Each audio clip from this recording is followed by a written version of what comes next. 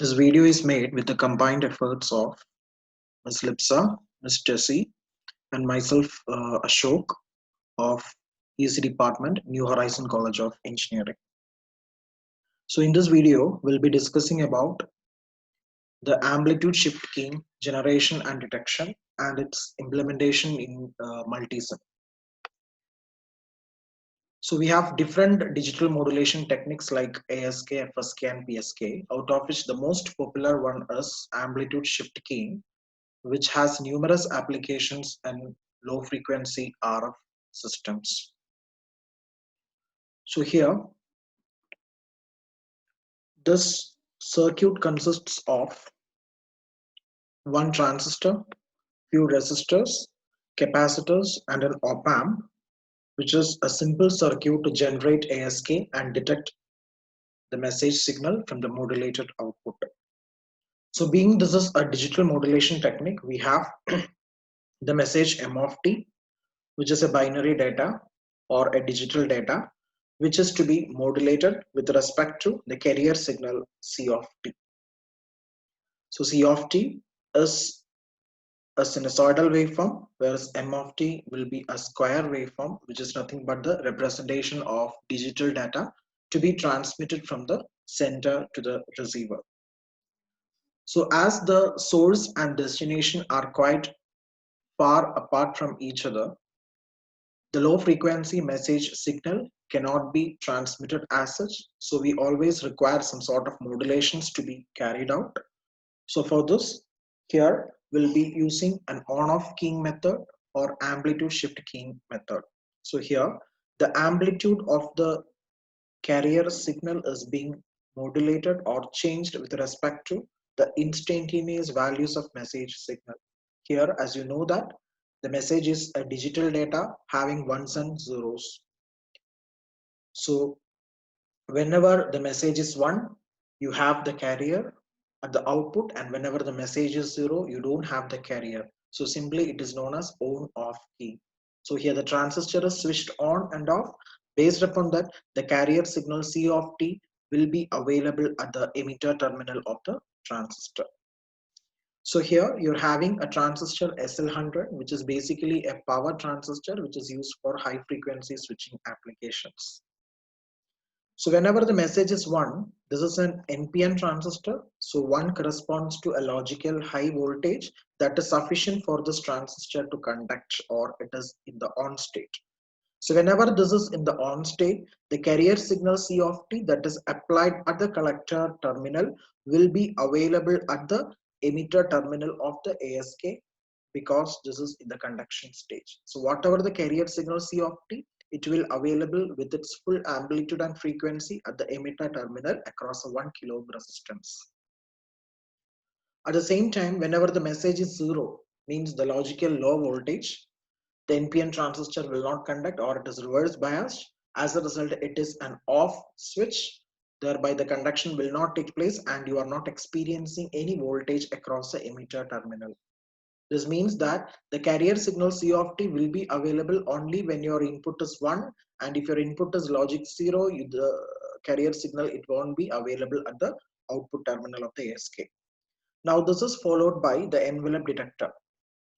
So this is practically at the output side or the receiver side, where it is used to receive the modulated signal and convert back into the, or which is used to detect the message. Okay, so here basically the envelope detector is used to detect the message signal from the modulated output.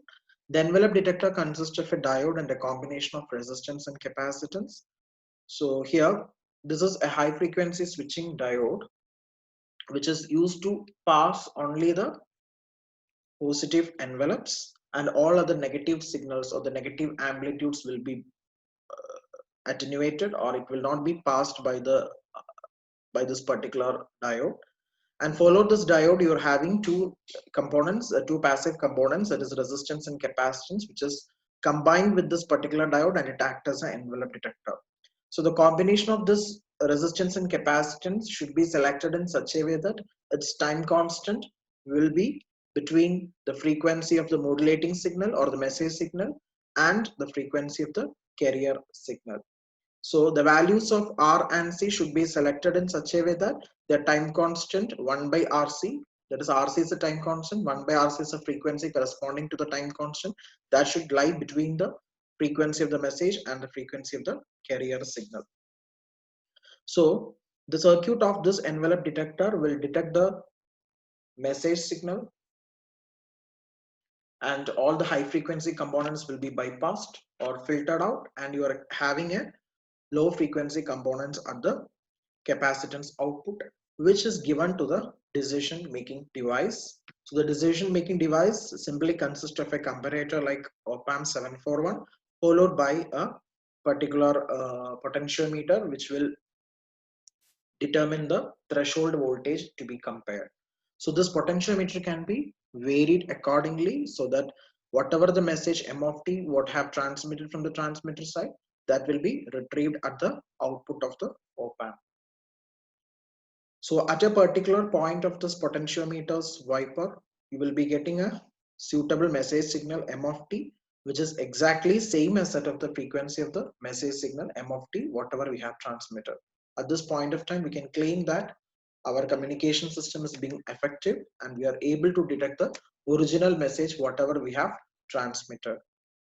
So I repeat, basically this consists of a modulation as well as a demodulation technique, where the modulation technique consists of simply a switching transistor combined with the modulating signal as well as a carrier signal. So once you have the ASK output, it is then further demodulated at the receiver side by using an envelope detector circuit, and this will be blocking all the high frequency signals, and we are only interested in the low frequency signals.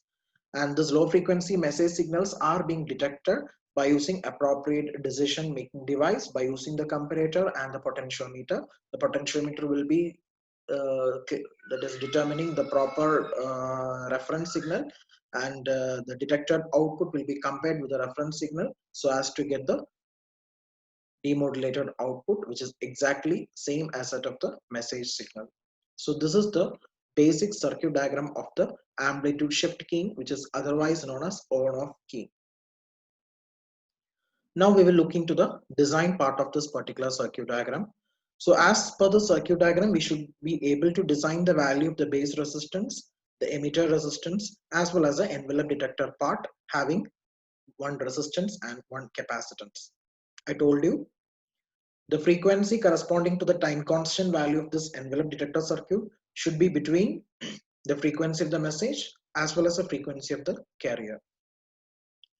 Now going to the design part of this resistance, base resistance RB, as well as the emitter resistance RE. So coming to the this particular equation, VC peak equal to VC sat plus IERE. So this is obtained by applying KVL to the output circuit of this particular transistor. So in the output side, you are having the collector voltage as well as the voltage across the emitter resistance, as well as the voltage across the transistor terminals collector to emitter. So we can simply write the KVL equation like this, that is VC peak. VC peak is the peak voltage of the collector terminal, which is equal to the junction voltage VCE plus the drop across RE. The drop across RE can be written as IE into RE. So since we have taken SL100 here as a power transistor, its maximum IE, which is given in the data sheet, is 1 milliampere, and HFE, that is beta value, is 30. So once we have the beta value 30 and IE of 1 milliampere, we can substitute on this particular equation, and the VC is at the VC value is taken as 2.5 volt peak to peak. Okay, because the amplitude of the sinusoidal waveform of that is carrier signal, it was taken as 2.5 volt peak to peak, so the peak value will be 1.25. So after substituting this 1.25 volt at VC and VC sat, which is approximately 0.1 volt, you can have the value of RE for this given value of IE. It is given that IE is equal to 1 milliampere as per the data sheet of this particular transistor. So based upon this equation, we will be able to design the value of RE, which will come around 1 kilo ohm. Now we need to find the value of base resistance RB. For that, we have to apply KVL to the input side of this transistor. So Going to the input side here, we are having a message signal m of t whose peak value is whose magnitude is 5 volt peak to peak. So we can say that its peak is 2.5 volt. So this peak value of modulating signal or message signal that can be represented as Vm peak is equal to the drop across the base resistance plus the junction voltage VBE plus the drop across RE, which can be written as Vm peak is equal to IBRB plus VB sat plus IERE. You know that VB sat is 0.7 volt for a conducting transistor, and IERE already we have found out, isn't it? Because I is 1 milliampere and we have already designed the value of resistance RE, which is 1 kilo ohm. So simply you can find the drop across IERE. So you can substitute this voltage drop over here. So the only left out term that you can solve is RB, but you should know the value of IB here. Already it is given the data sheet that for SL100 I is 1 milliamps. So I is approximately equal to IC. So IC can be also taken as 1 milliampere. So from this you will be able to find IB, because IB is equal to IC divided by beta. So 1 milliampere divided by beta. Beta value is given, it is 30, that is HFE is 30. Okay, so by simply writing the equation I equal to IB plus IC, I is given, IC can be beta into IB. So from this you can solve IB. So that IB can be substituted over here and solved for the resistance RB.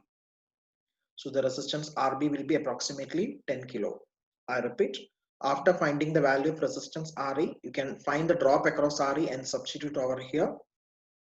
The only left out term is IB to be find out, and IB can be find out by just knowing the transistor equation. I is equal to IB plus IC.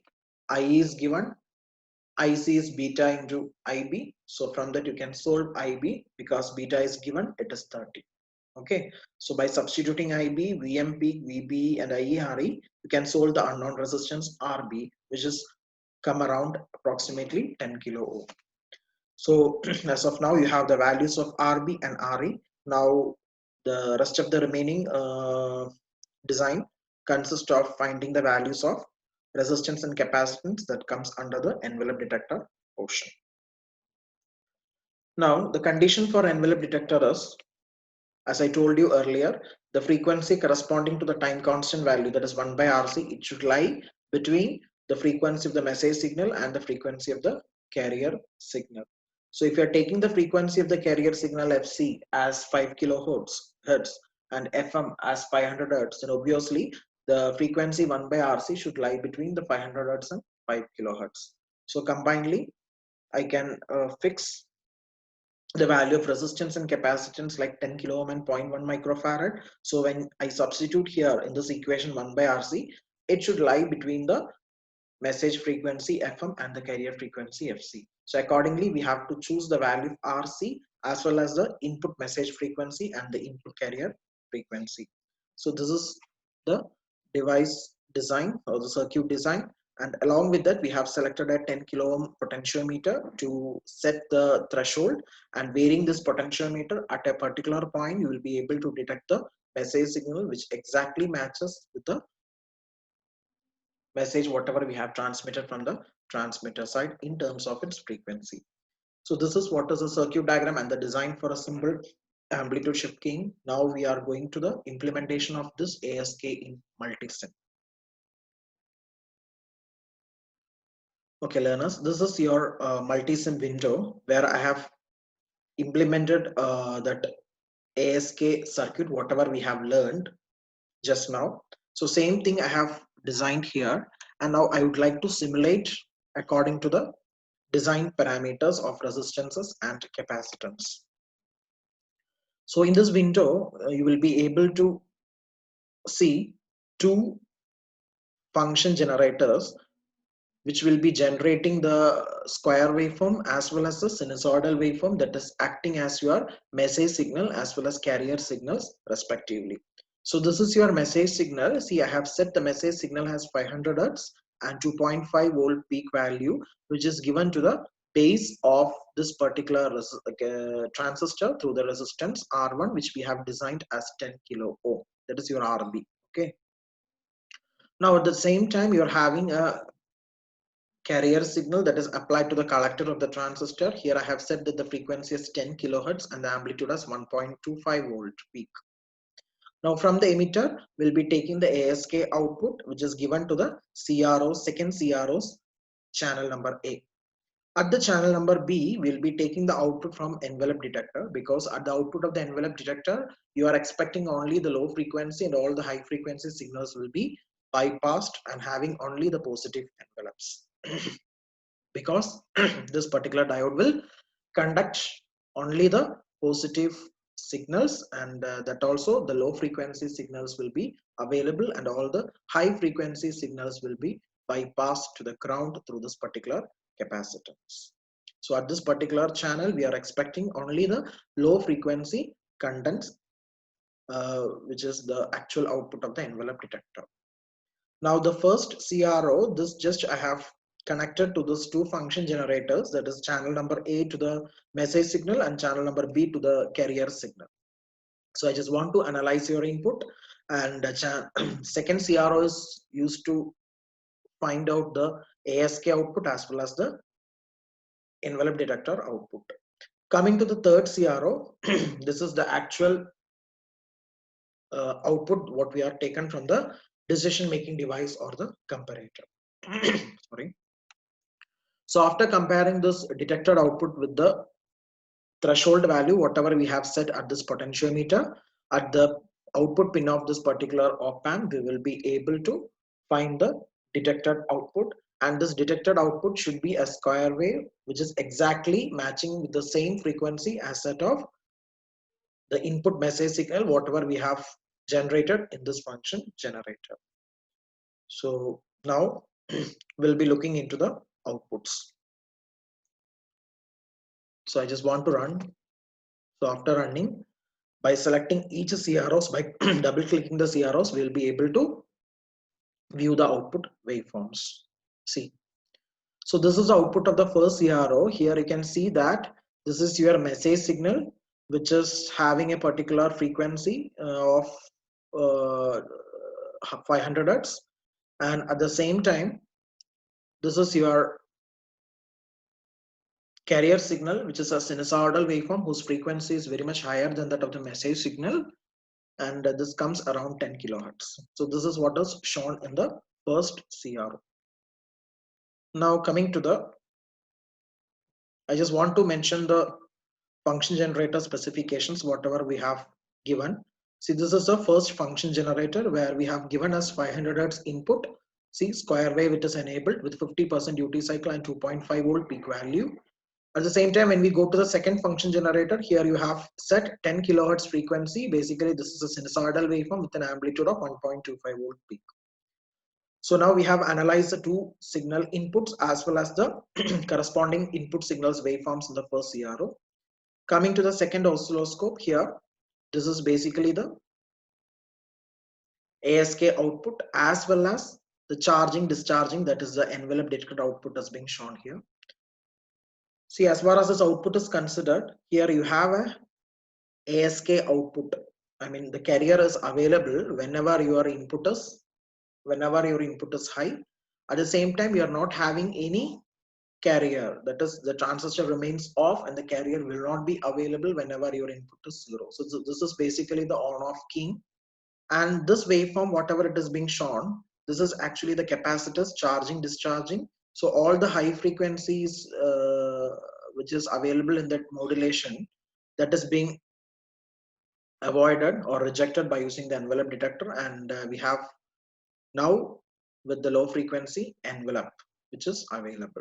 Now this low frequency envelope which is available at the output of the capacitor in the envelope detector circuit, that is here, this is given to the decision making device to the positive terminal, and at the same time the negative terminal you have connected a potentiometer. So this will be compared with the reference voltage, and according to this you can vary the potentiometer, and at a particular point of time you will get the demodulated output.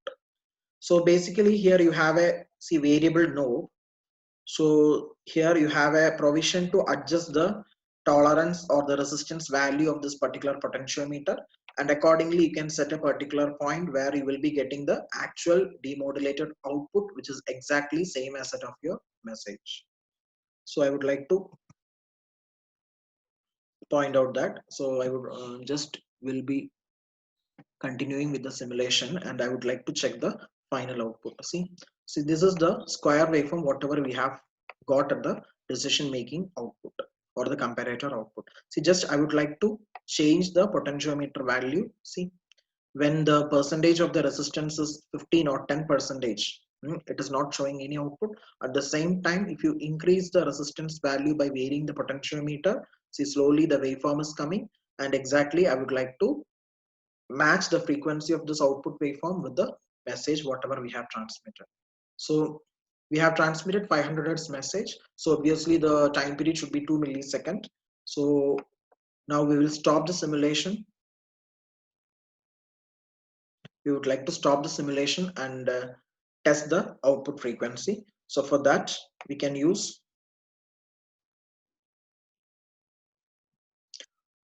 the time markers in the waveform and measure the corresponding time period of the output signal. See, the time period it is given that T2 minus T1 is approximately 2 milliseconds.